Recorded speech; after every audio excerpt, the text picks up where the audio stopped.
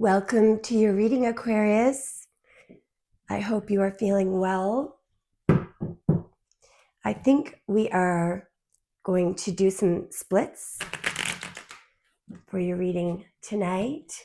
It is very hot where I am right now, so I'm sweating. If you see my face shining, it's very warm, but I really love the sun. All right, let's split it 3 times and then do 4 soft and begin. All right, in 4 soft, what is the current situation? In 3, please, for Aquarius. In 2 more, and 1 more. There's a card there that's loosey-goosey. It'll come out at some point. Okay, so there's a clear split right here. Wow. So we have a 9 and a 10. We have Mars in Pisces right here with the 10 of Cups. And we have Mars in Gemini, 2 cards of Mars.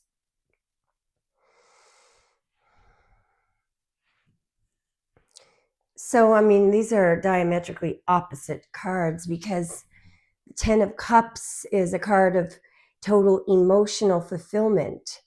And over here, there's a war going on in this person's head. They're in mental agony, mental anguish. They cannot sleep. They're tortured by something. So you could be dealing with a Pisces or a Gemini. I'm going to have to clarify the 9 of Swords there. So, I mean, somebody could be vying for this feeling, could be wanting to be happy. I mean, this is happiness in every way. It's especially emotional fulfillment. And there's a family there. There's love there. And over here, somebody has absolutely no fulfillment. Their mind is tortured. It's all swords. What's going on with the person who can't sleep, who's mentally tortured? In 2 more, what's going on with that person, please? In 1 more, what's going on with the person who can't sleep and who is mentally tortured? They could be in love with you. Yeah. So what's going on with this person? Is there some kind of delay here? They're trying to figure something out. There's something going, it's like a ping pong ball going back and forth in their head. Should I, shouldn't I? Should I, shouldn't I? And I think it has to do with coming toward you. Sorry, I hope I didn't just bang the microphone there.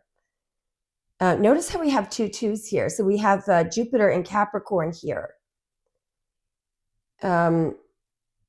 And we've got Venus in Cancer here.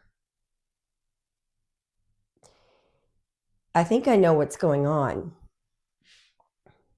You know, very often in this card, in the 2 of Cups, these 2 people are about to blend together. It's will be or would be a perfect match. And very often, some people panic at this stage, and they don't want to bond with the other person for some reason, because they could be scared. So I think what's happening here is here's the delay. Here's the endless delay. And there's an idea here of indecision as well. And there is a delay in bonding here. So we're gonna find out why this person is in a panic over this bond, is delaying this bonding. Now, I mean, it could also be, if we just step back for a moment, we had the 2 of Cups here a moment ago, and the 10 of Cups there. Of course, the 2 of Cups is usually the beginning of a new love cycle. because it can be a new person, or it can be a new love cycle with someone that you already know. And with the 10, this would be the culmination of this blending together, this perfect ultimate happiness. So to get from the 2 to the 10, there's a long way to go. However, what could be happening here is this person, for some reason, is scared to go to the 10 of Cups, or perhaps they're thinking back. Perhaps that was in the past, this possibility of blending with you. So let's just keep going. This is quite fascinating. So we had a card of Capricorn, a card of Cancer. The 2 of Coins was Jupiter in Capricorn. The 2 of Cups was Venus in Cancer. Here we have Mars in Gemini, and here we have Mars in Pisces. So you could be dealing with a Cancer, Capricorn, a Gemini, or Pisces. You could be dealing with anyone, but it's just interesting that these came out. Let's keep going. All right, show us more, please. Show us more.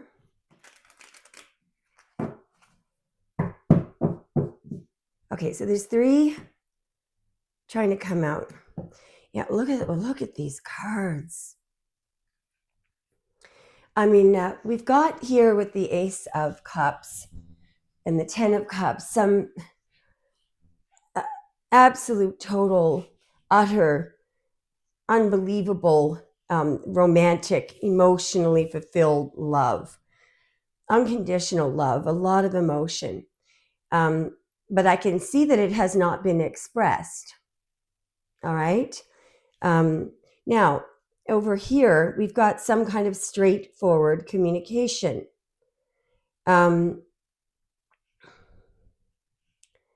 So let's keep going, because I don't want to confine this too much. So this communication could be something that you said or that they wanted to say. Show us a little bit more, please. I'm trying to be very open here. Okay, yeah, somebody's got a lot of anxiety and someone's very worried. Here we go again, yeah. And so the person, once again, the person that was, I think, in the 9 of Swords. Oh, perhaps now is here, even though we have the 8 of Swords here. So now we've got Jupiter in Gemini. A lot of Jupiter energy. Jupiter expands. There's an expansion of negative thought here. We have, so card of Gemini, card of Cancer again, and another card of Pisces. I'm just going to pause the tape for a moment. So I don't know who's feeling what, but over here we have somebody who is mentally restricted. They're facing restrictions. They feel like they can't go in any direction because they don't know what's going on. They don't know what's going on because they're confused. They could be confused because this person might have deceived them in some way. I think I'm going to be more specific and ask the person that we saw in the 9 of Swords at the beginning of the reading. What is that person thinking and feeling right now? What is that person thinking and feeling? Yeah, that person is in the 4 of Cups. So that person, okay, I think I've got this now. Well, I have one thing. So this is a lot about timing, okay? This is something, an opportunity that they had, I believe, with you, all right, at a certain point in time that they didn't take. If you don't, the timing of this card of the Ace of Wands is now. When this opportunity comes toward you, the timing has to be just right. You can't delay. You can't be in the 2 coins like they were. So I think what's happening here, if we look back on this reading, there is somebody who is losing sleep, who is stressing and obsessing, and they're losing sleep. Because at some point in time, they had an opportunity with you and they didn't take it. Now, I don't think that it was because this person was playing games in this situation.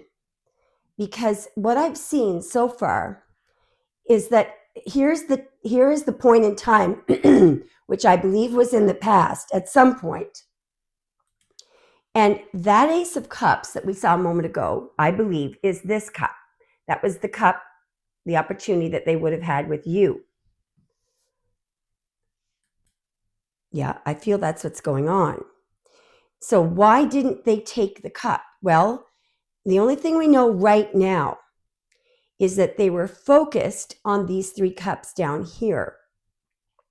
Now, so what does that mean? Well, it could be a number of things. They could have been at a point in their life where they were focused on material things, because these cups are in the 3D. This cup is coming from the heavens, right? They may not have even seen or understood this cup. This person may have been so focused on maybe other people.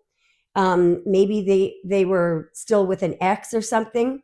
But what is eminently clear to them now is that if they were distracted by this ex or some other person, they know that there's a big difference between you and whoever was distracting them, because whoever or whatever they were distracted with, such that they could not take or were not in a position to take this opportunity with you, it's just they're just another cup. They know that yours was the special cup. Okay, so they were I got to give you a funny analogy here, and there's something that's just hit me. There's I saw a movie the other night. I think it was called The Wrong Melissa, and it's about a man who's in an airport, and he meets this gorgeous model blonde woman who has a personality too. They in fact meet because they both bought the same book, and their carry-on baggage was mixed up, and so he gets her number. Her name is Melissa. Now, a few days before that, he had been set up on a blind date with another woman whose name was also Melissa. But on the blind date, the woman who showed up was a tall, lanky, kind of a geeky, looking woman, and she knocked over a drink, and she was loud and goofy, and there's something she did that really, got the whole restaurant upset. So he just dismissed her and thought it was a terrible date. So by and by, he's all excited that he's met this gorgeous new model, blonde Melissa, and he gets invited through his workplace on an all expensive paid, vacation somewhere in the Caribbean. And so he thinks, well, what a wonderful opportunity to take that gorgeous blonde Melissa that I met. So he texts the wrong Melissa. And he's on the airplane waiting for her to show up next to him, and the goofy Melissa gets on the plane and boards the plane. And so for the first 2 or 3 days, he thinks it's a disaster, but he's slowly falling in love with her. And there's something funny that happens to his boss, and the goofy Melissa fixes everything, and all his work people love her. And he gets so mad at her one night that he tells her to go. And so she leaves. And all of a sudden, the model Melissa texts him. And then he realizes that he's not in love with the model Melissa. He wants the goofy Melissa. I'm not saying that you're goofy, and I'm sorry if this took up a lot of the reading. But the idea here is this person was distracted by the material, the riffraff, the regular. This cup is just like that cup. That cup is just like that cup. This cup, it might look like these other 3 cups, but it's not. It's from the heavens. So somebody in your life has realized that they're in love with you, that there's no other. They say Aquarius is like no other. All right, let's keep going. I hope that story didn't bore you. Let's keep going, Aquarius. Show us more. Okay, there's a definite split coming up. Wow, this is starting to make a lot of sense now. So this is the end of illusions, the 10 of Swords, the end. It's the end of materialism. This person is definitely done with the riffraff here. This is a final ending. And in fact, this person, they're not, the hand gesture there shows us, and the fact that it's dawn, this person will arise again. But the illusions are over with. That's what the 10 of Swords is all about. Now then, So what happens now? Another card of Gemini, by the way. Gemini and Cancer. What happens now? What are we allowed to know? Because sometimes we won't. Okay, so right now, I'm really dying to know who is in the Eight of Swords. So it could be you and it could be this other person. I mean, what these cards, I'm just going to give you a very literal interpretation of these two cards. What this would suggest is that what's over with, the end of illusions here, what's over with is perhaps they were in the Eight of Swords, because the Eight of Swords is when you can't see what's going on and your thoughts are distracting you, right? It's Lord of shortened force, where the thoughts are short and they don't complete themselves. So there's utter confusion. So, and the other thing too is this person may have had some subconscious fears when it comes to coming toward you. That is suggested with the water and the ground there in her foot. So this would be the end of this confusion, and perhaps you might have been in a state of confusion as well. Maybe you didn't understand this person's actions. So what's going to happen next is this confusion and the idea of somebody being oh yeah, no, definitely. Now this whole thing is making sense. So with the Death card, we have a utter transformation and an ending here. It doesn't matter if it's them or you in this card, because it's good either way. It's the end of somebody not being able to see what the heck is going on around them. The end of confusion, the end of restrictions, the end of not being able to move forward. However, this person is now at the present moment, and we may be hitting a brick wall here, because this could be, we just may not be able to go any further. This person at the present moment, at least they're in the Seven of Coins and they're out of the Four of Cups. So they're about to make a move, all right? They're trying to figure out what to do next. They know they're not happy with the current situation. They could be summoning up the courage to dump some baggage or do whatever they have to do in the current situation in order to move forward. So they're making a decision here. I mean, you could be the person that I'm talking about. This does happen sometimes in readings. So just as they say, take what resonates and throw out the rest. Is there anything else that Aquarius is allowed to know? Maybe hitting a brick. This is beautiful. I think we're at the end of the reading, and this is awesome. So here's where this person is going, or where they could be now. A decision has been made. Okay, with the King of Swords. The King of Swords in a one word is decisive. The decision has been made. And here is this beautiful card of change, a new opportunity, and a message coming. All right. And whether or not this is you or the message coming toward you or this person, it's all good, because they are now up for the challenge. You are up for this. There is an idea here of communication, positivity, decisiveness. So you could be dealing with a fire sign here. It's a card of Sagittarius and a card of Gemini here. It doesn't really matter. You could be dealing with any of these, but it is an incredibly good omen. All pages herald change, and this page heralds the best kind of change, good news, raw potential, a burst of inspiration, and a message on the way. Let's get a soulmate card just to see if something pops out here, because I do believe this was a love reading. Is there anything that would help or would assist this situation? Okay, so something did. Positive and loving thoughts are instrumental in creating positive, loving relationships.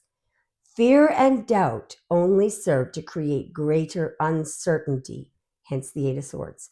Think more about what is right in your relationship and less on what you think is wrong. Well, isn't that beautiful and fitting? Aquarius, let me know if it resonated and let me know what happens too. And thanks for watching.